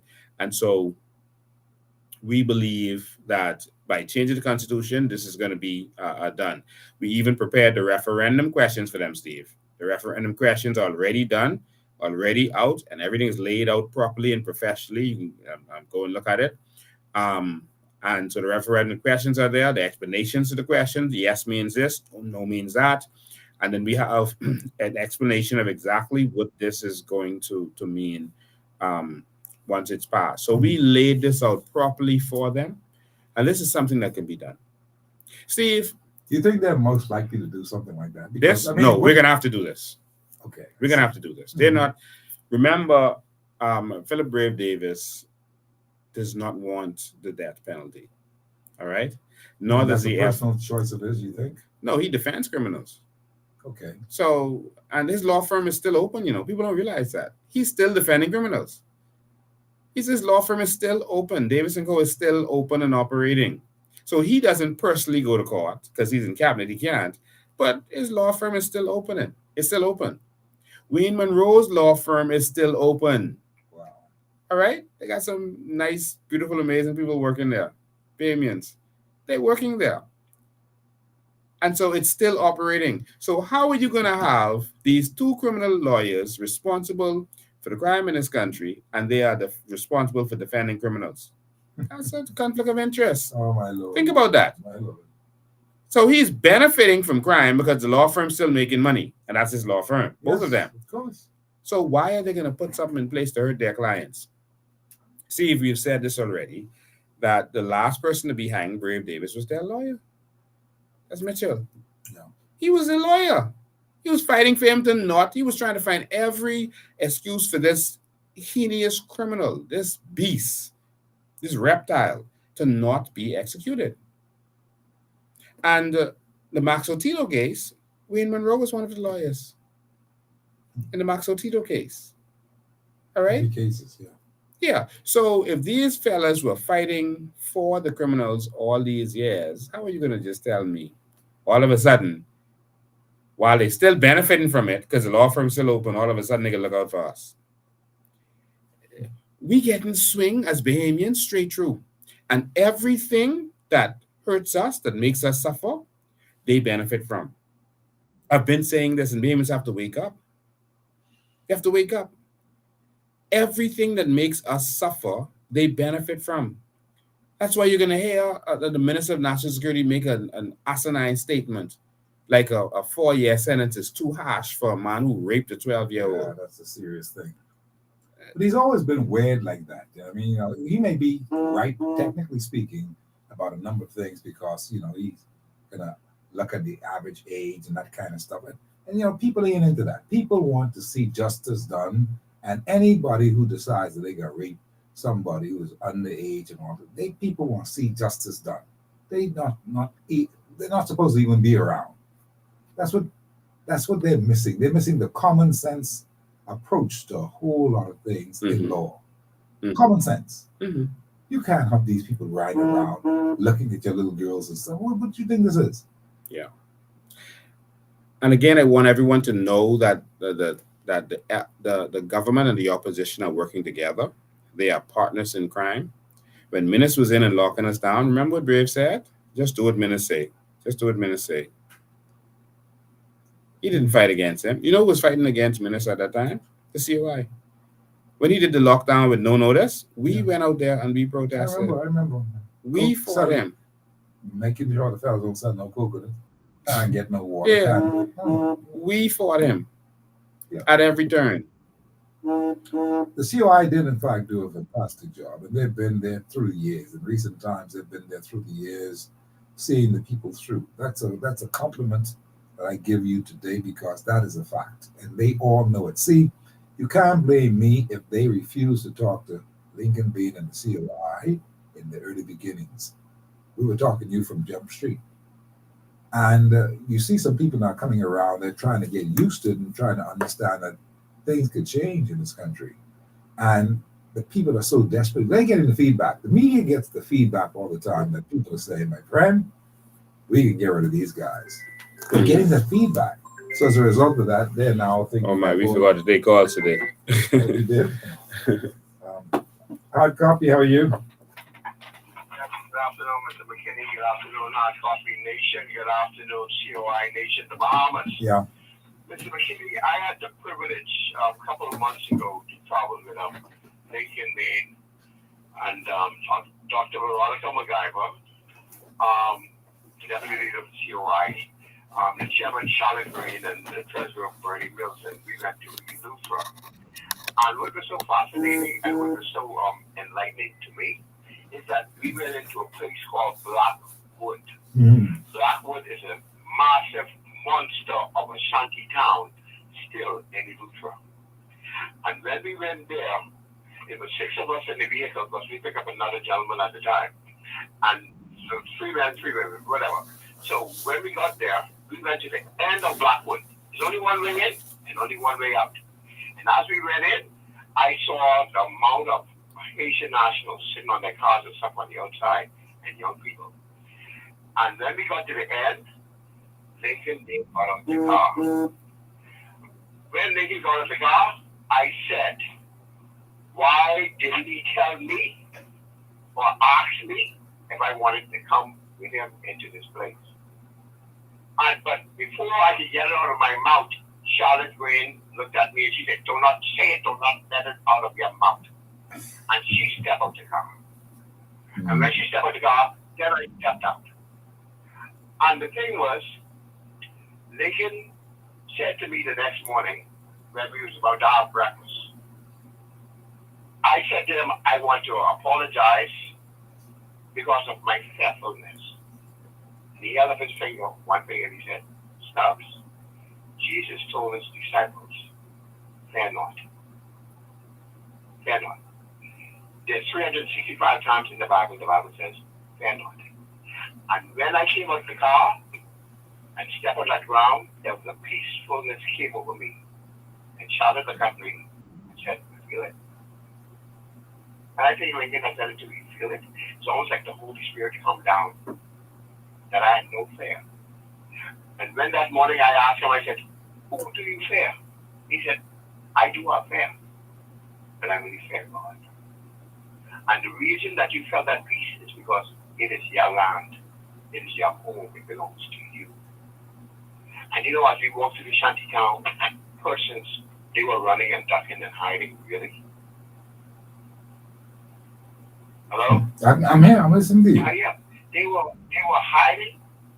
When you have young girls, probably in the 16, 17 years old, nursing babies on their breasts, as I'm recording, Lincoln said, do not do that. Do not put the camera on them. Do not put the camera. And he does it with respect. I was thinking, why didn't Lincoln call for the police or the defense force to come with us or come with him? How are we going to get out of this place? That's all the fear I got running on them. And from that incident, I realized that the man really do care for everybody. Even the Asian nationals and the migrants that have come among us, he loves people. That's who Lincoln is. And it's only fair. But the thing is, he loves the Bain people. And he believes that we all should have. The land belongs to us. You come to our country the right way, we love you, we educate you, we our health care, all of that stuff. But don't turn around and raise your flag in our country and parade to our streets when you came here on boats and begging and needing our help. Don't disrespect us. We love everybody. You see that same Lincoln made there? He's a man with a heart. Because I don't believe that one politician after they had that major mega earthquake in Haiti, I don't believe that one politician went to Haiti and Lincoln made it. Lincoln made it. Serious stuff. Lincoln is not a coward. He does not stand down and he will not back down. He says it's time for the lions and lioness to eat. It's time for the young ravens to eat. No question about it. The president was Lincoln Bain, the Bahamas and the Bain people. We're behind you. We're standing with you. And we know that you're going to do the right thing. We pray. We ask you, God, to keep you and protect you. Amen. Thank you, my brother. All the best. Thank you so much. Thank you. Thank you for taking my call. Absolutely. Yeah, that's all it is, boy. It's a serious thing. And there's a group of people that has a serious agenda, and that's Pintard and those persons from Save the Base, those what do you call it, Fred Smith and them, Louis Georges and them. All the Pintard was a part of that crew, right? And he worked with them. They buttered his bread. That's where he got money from to survive after the Cat Island thing, where he was broke and he was just going trying to pay people $50 at a time. I mean, he was flat broke, as far as what he told me. Um, he lucked out because Fred Smith was the lawyer for Louis Bacon, who was having issues with Peter Nygaard, and they grabbed up Pintard, because they was trying to find people, to do different stuff, be mouthpiece and all that kind of stuff. And so Pintard was there, and he lucked out with that. But this is the problem. They were fighting also. They were using that money to fund fighting for illegal immigrants to run shot on this country, to do what they want, that they couldn't be touched no matter what they did, that they could have their shiny downs and no one could touch them. All right. And if Pintard is able to win, you're going to see a full invasion. You think Kamala and Biden was responsible for the invasion, you're going to see a full on invasion of this country by them, because they want their people to just be able to do what they want. They was using the law. So Pintard knows about using the law, because the people he was working with, Fred Smith, them was doing that. And they're going to make sure that their people get whatever citizenship they want, whatever papers they want, and it's going to be legalized. So we got to watch out for the two of them. And so if the FNM gets in, it's going to be worse, because they were the people actually fighting. They were making up fake booklet. This Pintard them making up fake booklets and lying on immigration. All right, this is what they were doing. This organization that he was working with, making up fake booklets and lying on immigration, saying immigration are dogs and fighting the people and doing all this stuff. This is what Pintard them was doing. I know it. Hi, Coffee. How are you? Thank you for taking my call, Steve. Hey, brother. How you doing? Good evening. Fantastic evening, Lincoln. Good evening, my brother. Lincoln, I want to applaud you for your efforts the other day. The only complaint I have is you didn't go far enough. There's a disconnect in the country. The population seem not to understand the gravity of the situation. Crime is horrible. Corruption is at horrible levels. And for some reason, it seems like the masses of people are not really getting how serious it is. And You're right about that. If Mr. Davis, Mr. Cooper, and Fred Mitchell expect us to believe that they were not aware of the corruption, the level of corruption, especially at the highest level of the police force, especially as it relates to this latest arrest, U.S., they're kidding us. They're kidding, they're joking, they're jiving. They're either asleep or they're lying. And where is Fred Mitchell, who told us that we can't go after the police, we need to support the police, the police are all we got? Where is he? He's somewhere in the thick of things. Where's his voice now? We got embarrassed internationally by the police. And that ain't all you can be. And he's silent. Which means, again, if he expects us to believe that he, who's been in government forever, don't know and was unaware, completely unaware of the level of corruption, then he needs to go sit down. We want to hear nothing from him. If he expects to come and speak to us in the way he did, telling us that we need support and God police highly and we need the police is all we got and this is what's going on. Well, he's either a liar or a fraudster. And either way, we don't want to hear from these guys. And one last point about Mr. Davis. You know, thinking about, could you imagine Mr. Trump going to the border and telling the immigrants, you are me and I am you, and we are one? Can you imagine Mr. Trump doing that? Yeah, I can imagine it. You'll never see that happen, though. No, it's impossible. It's even unthinkable. We're talking about what leadership looks like. Yeah. No leader in any country would do that. I mean, it's disgraceful on a level that we've never seen before from a leader. That's right. That's what I'm saying. I'm wondering how come he's not drooling at the mouth. I mean, this guy's off his rockers. Either that or he's just open to act the way he does. And you know why he ran away, Lincoln, from the house? He didn't want to address the issue. He doesn't want to face the issue. Mm-hmm. He doesn't want to admit that he admitted that he had no idea what was going on. What kind of leader is that? It's a leader who don't know. I remember Mr. Christie's first time in office. Somebody was telling me that a plane landed, suspected drug plane landed somewhere in the outer islands, and he heard about it a week later. They said Mr. Christie had a meltdown. He needed to tell me a plane landed and somebody told me. Mm. So what is Mr. Davis thinking? He expects us to believe that he doesn't know this level of corruption is going on right under his nose, and he doesn't know. Time will reveal it all, my friend. Time will The reveal. man is out to lunch. Yeah. And Lincoln, thank you so much. You're a great Bahamian. You should have been calling for the entire government to step down. And one more thing. There should have been 30,000 Bahamian women out there. Absolutely, I agree with that. And, They're gonna get the message, though. They're gonna get the message. Sometimes feel a little slow, but they can get the message. I tell you that. Well, I mean, what message could be louder than what happened the last week or so? Yeah. I don't understand, Steve. Bahamians So speak. there is a huge disconnect. Bahamians speak and protest at the polls. That's our culture. We are very conservative people. There are some people who feel that even what I did was too radical.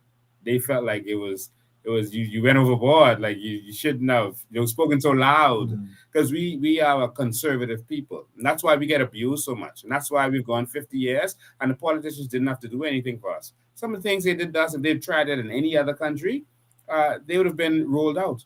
They wouldn't try that in other countries, the stuff that happens to us. But it's because we are so passive, that's why it continues to happen. No more, though. Your actions match the tone, match the gravity of the time we're in. That's right. And again, you didn't go far enough. We're about to melt down. Yeah. Well, Right? he's So gonna have I to. want to encourage you to be strong. He's gonna have to Thank step you. it up. That's what is gonna happen. He's gonna have to step it up. We hope the whole And Bahamian will be there with him. And every Bahamian must step it up. No question about it. We appreciate your call, my friend. Wish you all the best. Thank you. All the best. Thank you. Thanks. I want to say this: people who don't understand when there's a time to speak out strongly, they must understand that change doesn't come unless you take some serious action. Very true. And the action that I took wasn't even really action. That was nothing. Mm-hmm. All right. But for our culture, it seemed like, oh, that was so much. Oh, look Yeah. at what he said. Look at how he said it. Oh, just rude. It's disrespectful. I wonder if some of these people had been around when Pillin was alive. Because if Pillin was alive today, he would have tore that place apart. Oh, yes. If Pillin was alive today, do you think that was respectful to grab the mace of the country and the hourglass Milo Butler grab and throw it out of the window? Do you think that was respectful? They didn't just throw it out the window. Did you hear the words that they were saying while they were doing it? How they were talking to those rulers at the time? Milo Butler would go in Royal Bank and just start shouting at them, embarrassing them in front of all the tourists. Just, when are you going to let my people work in this bank? When are you going to let my people have bank accounts in this bank? That's all he would say. And he'd keep repeating it. To the point where they would have to grab him and lock him up. He was a jailbird. They'd have to keep locking Milo Butler up. In the House of Assembly, he would give them so much hell. They would have to, you need 4 fellas or 5 fellas to lift him. Because he was a big man. He's a big man. All right. One time they locked him in the bathroom. All right. And anytime there's going to be change, you're going to see this. If you're going to get an omelet, you got to break some eggs. If you want to turn that egg into an omelet, you got to break it. And we got to break this system. All right. And Pillin and our forefathers had to break it. And it's time to break this again. We have not done enough. We have not stood strong enough. That's why the corruption is still going on. That's why it's going on. But the difference is the people at that time were not so broken. They've broken us as a people. They have broken us, Steve, but we got to stand up and we got to wake up. If you look all throughout history, Martin Luther King, they said he was out of order, rude. This is not how you do it. What kind of pastor are you? The church criticized Martin Luther King. Today, we see him as peaceful Martin Luther King, but in his day, to do what he was doing was considered awful, Oh, yes, absolutely. disgraceful. Absolutely. He had to resign as a pastor. Many people don't know that. He was a pastor. He resigned as a pastor. And they say, oh, he turned his back on God. See, he's no good. Y'all following that man and turn his back on God? When we were more religious in those days than we are even now. Mm-hmm. And he only did 5 years as a pastor. And they criticized him so much. His letter from Birmingham jail, I want everyone to read that. His letter from Birmingham jail. He wrote that. And he said, there's a time to break the law. All right? He said, there's good laws and bad laws. He said, you break bad laws. It's a time for action. And read that, and you will see the passion of the day. And I have that same spirit boiled up in me, that our country is not working, it is broken. Bahamians are being mistreated all over this country, Steve. All over this country. I'm getting calls every day. Bahamians are being treated like second-class citizens. Foreigners are coming in, getting their jobs. And we're not fighting for it. Illegals are coming in here and taking our land and taking everything, and they are giving them everything. Every foreigner in the world is getting benefits, and we're getting nothing. We're getting pushed out of our country. Our children are being sent to other countries to live because we've not built a country for them. Our grandmothers' legs are being torn open, Steve, and violated and raped. And if that were not enough, and killed. And we have still not gotten angry enough as a people. But I am not going to sit quiet while our grandmothers and our little girls are being raped. I'm not going to sit quiet while Bahamians are being mistreated on their jobs all throughout this country. We are going to take this country back, Steve, and we're going to make this worth living in. We're going to fix this nation because it's fixable. Absolutely. And we're going to treat Bahamians like royalty in this country. Every Bahamian is going to be treated like royalty. And every Bahamian, anywhere they are in the world is going to know that they have a government backing them. And anyone who touches a Bahamian is going to know that their government coming to protect them. Just like if you touch an American, you know America coming. They're going to know that they have a government backing them. And we will go for our people anywhere in this world. Amen, brother. I'm with you on that. Our embassies are going to be a power base for our people. We are going to turn Bahamians into royalty. For the first time, we will not be last class in this country. Because now, even the Haitian immigrants have more rights than us. That is going to change. Listen, I thank you so much. It's been wonderful. And you're dead right. And I support everything you said just now because you're talking like a true champion of the people. And we need champions of the people today. The old era is gone. We need new people with new ideas, bright ideas, who can lead us and make things better for all of our people. Amen, brother. Amen. We appreciate you. Thank you, man. Thank you so much. We'll see you soon again because we're talking some serious stuff and people need to know that we are the station right here that you can tune into because you're going to get the real score. We are tired of this thing. Very, very tired. They don't even know how tired we are. But we are not giving up. We're going to fight on because hope and help is actually really on the way. You can see that through Lincoln Bain, COI, and people like that. You can see it. Don't be afraid. Embrace it.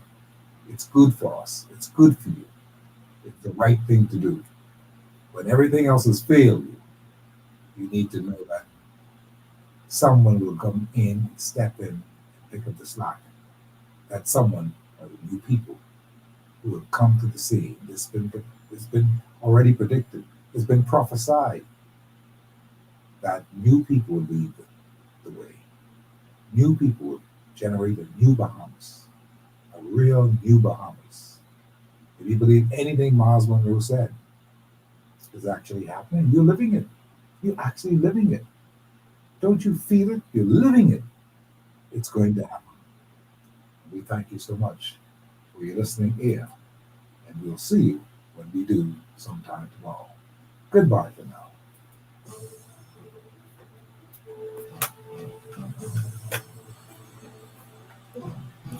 Thank you for watching, ladies and gentlemen. I now got to go to another podcast, so I probably got another hour of talking on a podcast, and then I have council meeting. I hope that you can handle it. I know you can. I can handle it. I was born for this. My strength comes from the Most High, not from me. We'll make it happen. And this is my day every day. Boy, you know, Go in. I'm praying for you, boy. All I got right. my prayers for you. I might as well tell you. Thank you, man. Everyday thing, because I know how dangerous it can be, and I know how silly these people can be. And I pray for your protection every single day, my friend. Thank you, my I brother. believe that. I Thank mean that. Thank you, I man. actually get on my knees and I actually pray because I know these are dangerous times, boy. Yeah. Not only for your person, I'm talking about dangerous times for the whole situation that we're in. We find ourselves confronted by all angles from all sides and doing all the wrong things. Yeah.